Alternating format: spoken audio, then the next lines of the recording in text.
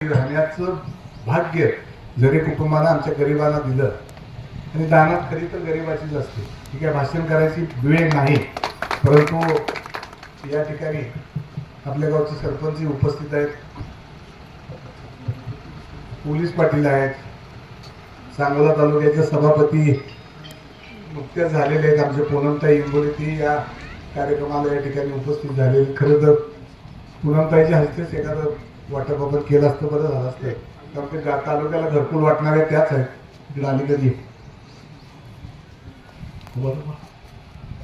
मी काय फार वेळ घेणार नाही. खरं तर हे काय भाषणाचं आज परिस्थिती नाही, परंतु हे कुठेतरी गावातल्या आणि आसपासच्या परिसरातल्या मंडळींनाही माहिती पाहिजे. कारण अजूनही इथं दाते भरपूर आहेत. एखाद्या कार्यक्रमाच्या निमित्तानं माणसाच्या मनामध्ये ही कल्पना येते.